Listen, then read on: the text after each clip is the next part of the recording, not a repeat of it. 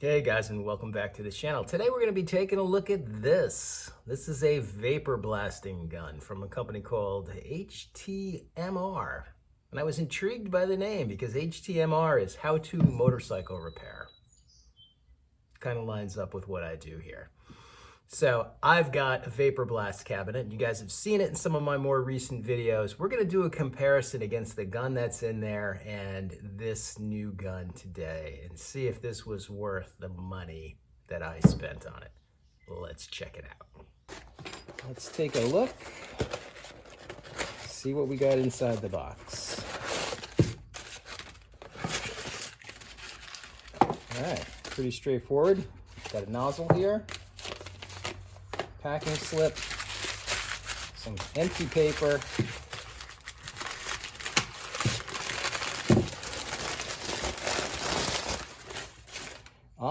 and then the gun itself. And the gun actually has a nozzle in it. And I gotta tell you, number one, it looks really cool. It feels very high quality to me. And of course, the feel doesn't really tell us anything, but there's a significant difference between this and the gun that's in the machine. So let's take a look at that next. Hey, and as a side note, if you watch a lot of my videos, especially the ones where I'm speaking to the camera in this perspective, you'll notice this in just about every video hanging. That's my fluorescent light switch. And when I turn that on, it completely washes me out. So we're going with different lighting in some of these more recent videos, and I am gonna try to just shorten this chain so you guys aren't gonna be looking at that in the future.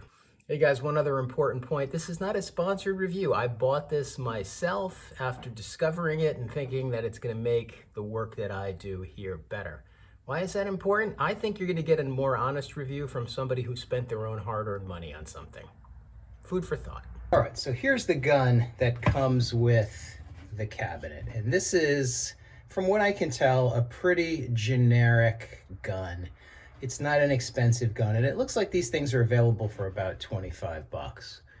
When you look at mine, you can see it's got a pretty big nozzle in there, and it works, but it's not the most effective thing in the world. And when I say not the most effective thing in the world, a lot of that has to do with my particular configuration, and you guys are going to run into the same problem. So let me show you what I have and why I'm even experimenting with a different gun. All right, so if you guys are watching this video, you likely already know this, but with any kind of blasting, really the efficiency of your machine is going to be based on the amount of air that you can run through it. Now, I'm not going to get into the brand of my machine because this is not anything particular about this brand, and I'm not bashing either the gun or my cabinet. But a lot of these are designed to run at very high air volume, 20 to 30 cubic feet per minute, CFM. Now, I don't have a compressor that's that big. Now, my compressor, and I'm going to show you in a minute, is about 18 CFM. And I have here a hobbyist setup. I'm not doing this commercially. I'm not making money. And if you are, you likely have a bigger machine, you likely have a bigger compressor, and you might be getting better efficiency from one of those inexpensive guns.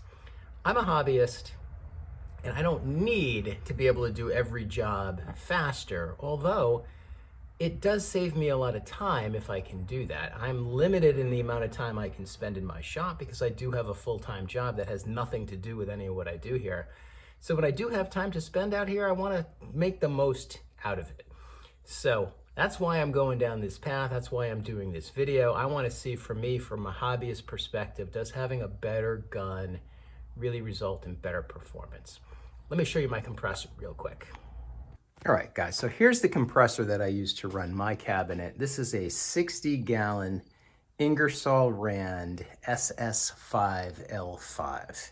It's relatively new. It produces a little bit more than 18 CFM. And I have it here at the entrance to my shop. And as a result, I've got my cabinet on wheels, and you've seen this in one of my earlier videos. so I can tuck it out of the way when I'm using it, or excuse me, when I'm not using it. And I basically have the cabinet plumbed directly to the compressor. I run at about 80 PSI when I'm doing the bulk of my blasting. And this thing for me, and again, hobbyist setup, this does a really good job in keeping up and keeping the airflow where I need it to get anything done. All right, so with all of that out of the way, how are we gonna do a comparison that's fair? Well, we're gonna start with this.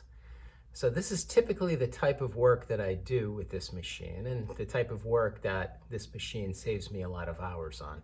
So this is a Honda recoil start mechanism from the Honda ATC 70 from 1974 behind me that I'm restoring.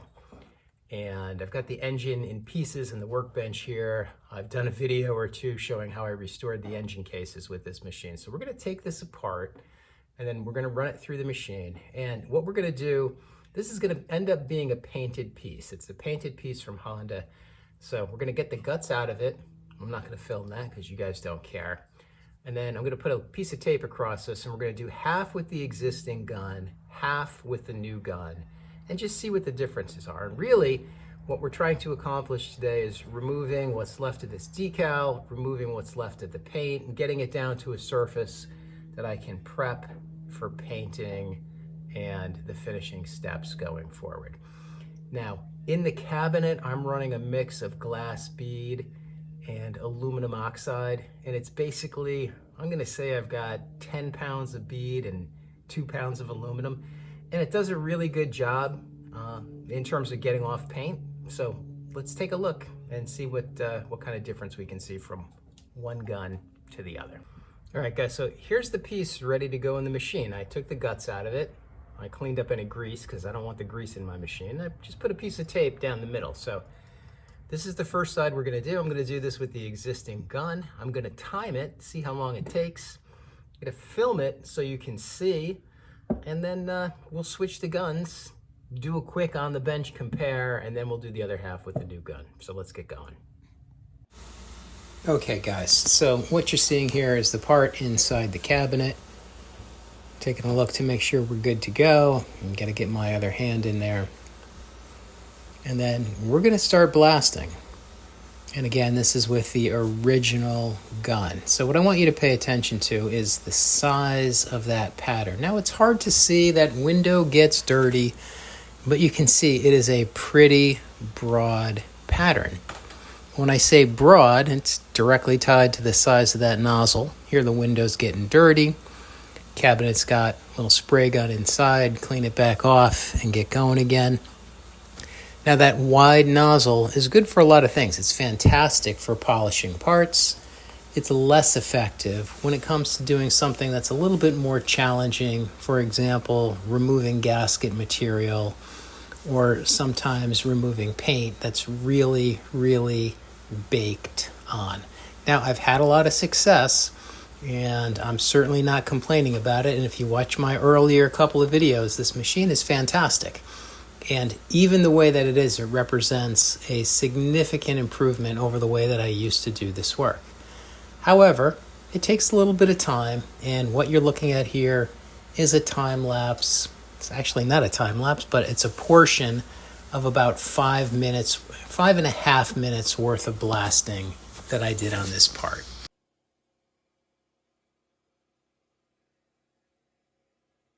All right, so after 5 minutes and 30 seconds, this is the results that we got. So this surface actually looks really, really good. I'm struggling a little bit with removing this decal. And after being on there for 50 years, I'm not surprised. You can see we cleaned up all of the surface rust. And I'm just curious at this point, when we switch, number one, am I gonna get any better results on the decal? Number two, how fast is this gonna go? So let's switch the guns and see what happens next. All right, so here we are with both on the bench. Right off the bat, take a look at the difference in the nozzle. Now, this is an important point to notice. This gun right? As it comes from the vendor that supplied the machine, like I said earlier in the video, is designed for 20 to 30 CFM. That's a big opening. When you order this gun, they size it to the horsepower of your compressor motor. So this is a 5 horsepower gun. This is designed specifically for the amount of airflow that I'm getting out of my machine. Is that an accurate, fair test? Probably not, because this is designed for a lot more air. And in all honesty, you can buy a smaller nozzle for this, and probably the internal part a little bit smaller as well, so that'll perform better. But this is not, again, this is inexpensive versus handmade, better connectors. I don't know if you can see, this is starting to corrode already, and I haven't had this machine for very long. Plastic fitting versus what appears to be brass.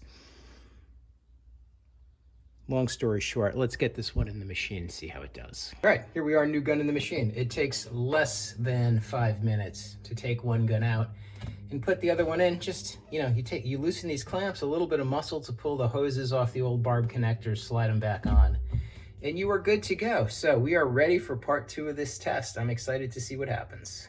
All right, so here, just pay attention to the size of the pattern coming out of the gun. You can see right off the bat, it's a lot more narrow and a lot more focused. And I can tell you, it's a lot more effective. In fact, I stopped after less than a minute. Let's take a look. All right, I had to stop after 1 minute. Why did I stop after 1 minute? Look at what that new gun did in less than a minute. There is a tremendous difference in the way this new gun operates. It's taken this stuff off like you cannot imagine. In fact, look at the difference in what it did to the decal in 30 seconds versus the other machine. So I'm gonna put this back in here and finish it, and then and I'm gonna do both sides now, and we'll take a look and see what we end up with. Are you ready for this? Check this out. So you saw the halfway point. This is literally less than 3 minutes with that new nozzle. Not only did I do the side that I dedicated to this gun, I finished the other side. There is no sign of that decal left anywhere.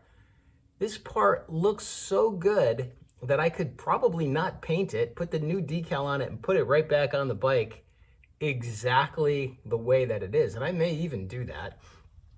The difference here is staggering. And the other thing is, and hopefully you can see it from that video, the new gun is just, the pattern is ridiculously tight, it's ridiculously effective, and my compressor doesn't run half as much as it ran before. This is spectacular. All right, guys, so this thing is steel, so I can't leave it like this. I do have to paint it. I put it back together just so you can get a better idea of the before and after. Remarkable. So getting back to the gun, right? If you've got a gun that looks like this and it's not tuned to your cabinet, I would strongly recommend you look at the HTMR gun. As a replacement, yeah, it's expensive. It's 250 bucks. And if you watch their videos, they say it's at least twice as fast. I'm gonna say, based on the results that I just got with this, for me, tuned to my compressor, I'm gonna say it's 5 times as fast, maybe even more than that. So again, this is my unbiased opinion, but I highly recommend you take a look at that. And if not, take a look at tuning the gun that you have for your compressor, because going from this nozzle to this nozzle with the right jet on the inside to match it, the difference is astonishing. So good luck with your projects. Thanks for watching. Do me a favor, give me a like and a subscribe if you like my content, and we'll see you again soon.